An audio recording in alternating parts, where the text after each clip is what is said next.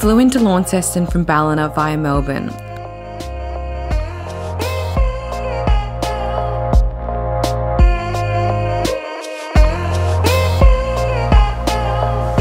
We headed straight to the Launceston Cataract Gorge. I was in complete awe of this place as soon as I laid eyes on it. I think I was in a little shock to think I was in the middle of a small city looking at so much natural beauty.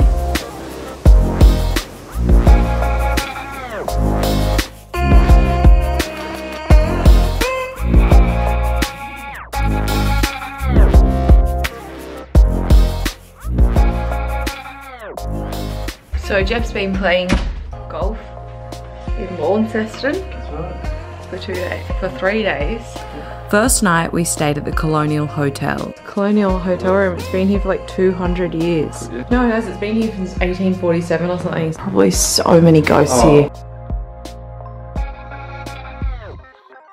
But I'm pretty sure this bathroom's new. Toilets like that didn't exist then.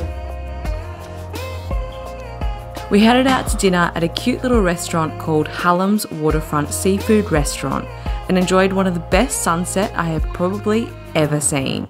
And I have to say, after visiting Tasmania twice, I now know that they have some of the best wine in the world.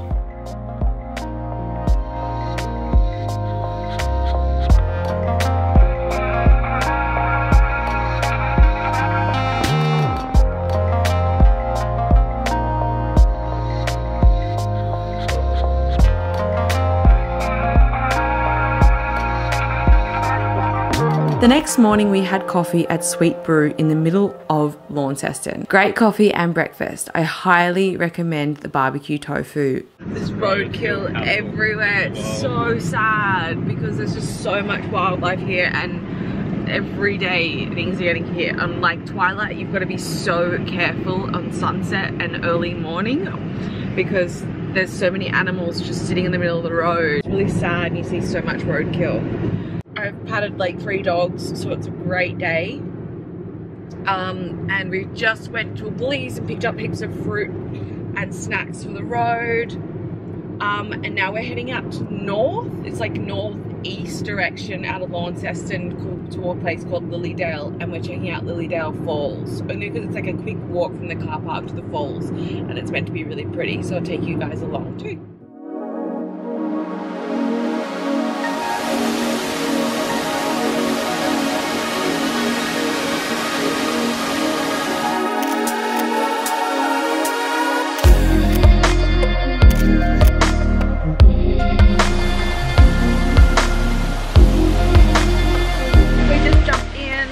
Lilydale Falls. This is falls number 2. So pretty. After Lilydale Falls, we headed to BRIDESTOWE Lavender Estate, which I think has been here since 1924. This place is stunning if the lavender is in bloom.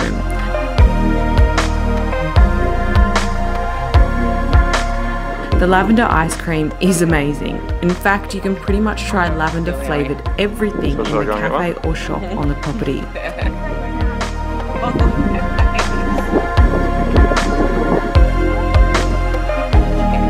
If you're scared of bees or highly allergic to them, maybe don't go here when the lavender is in bloom. Next up, we kept making our way toward Binalong Bay. We came across the turnoff for St. Columba Falls. Luckily, we took the turn and ventured down here because this is one of the most beautiful waterfalls I have ever seen. Look at those runners and boardies.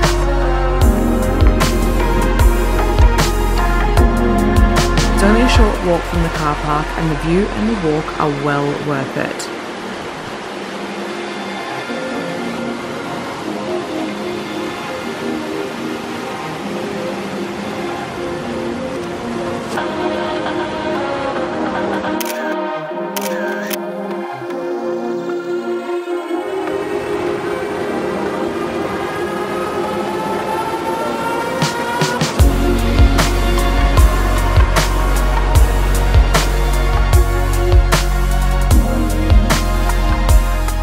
Back on the road, and we headed towards the Bay of Fires bush retreat where we had booked 2 nights accommodation.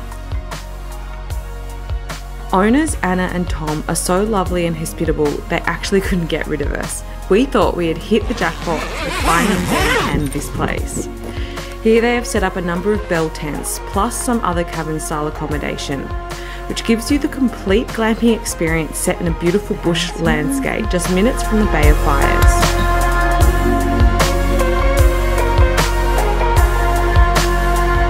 And there's marshmallows and water.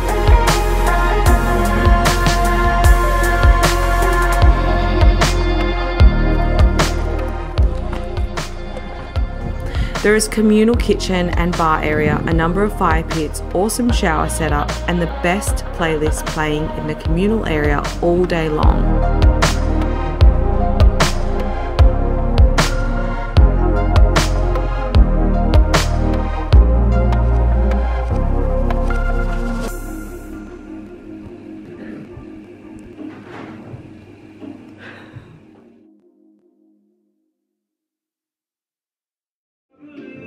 Yum, yum, yum, yum.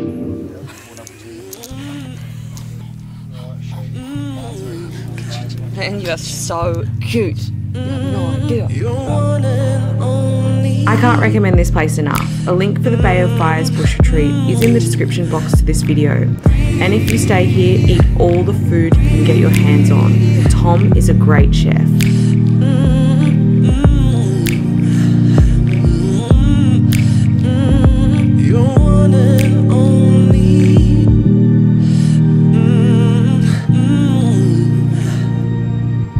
The next morning when we woke, the sun was shining and we had to get our first taste of the Bay of Fires, a place we had both always wanted to visit.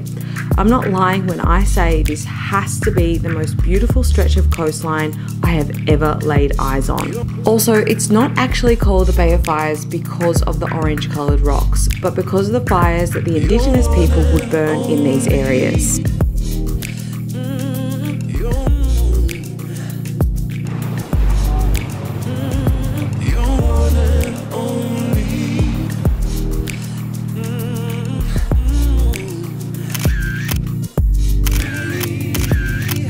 We then headed to Binalong Bay. Binalong Bay is just up the road and is referred to as the beginning or end point of the Bay of Fires, depending on which way you look at it. Either way, I know which way I was looking at it. Absolute heaven.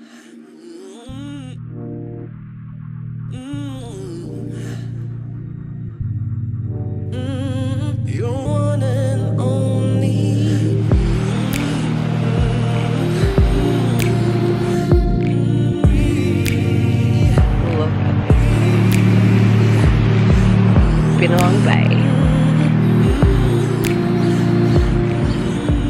10 minutes away from Binalong Bay is the main town of St. Helens, which has a lot more facilities and some great food as well. If you ever find yourself here, make sure you stop in and have lunch at Salty Steve's. Great food and again, amazing wine selection.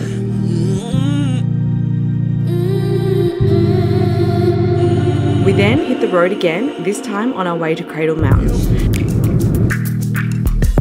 Jeff, of course, had to hit any river or stream he could find.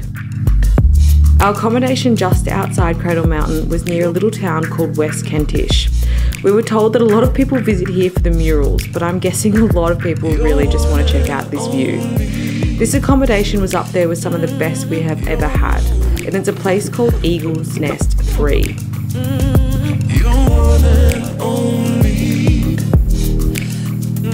Great views, outdoor fire pit and a bath. I definitely wasn't complaining.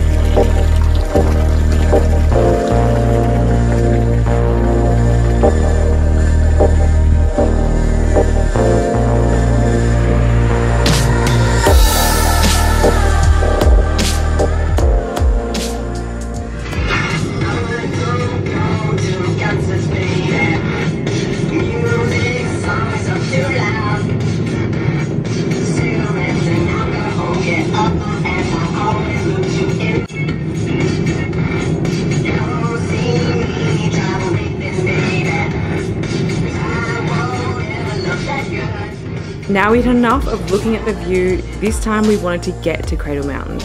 There are a number of walks you can choose from at Cradle Mountain, either very short walks, half-day walks or full-day walks. We decided to start at Dove Lake, which is the last stop on the shuttle bus into the park. From there we made our way up past Lilydale Lake to the Wombat Pool or Poo, down past Cradle Falls and then over the overland track where we saw so many wombats. They were cruising around everywhere, one of the best experiences ever. How beautiful that is. Look how beautiful you are.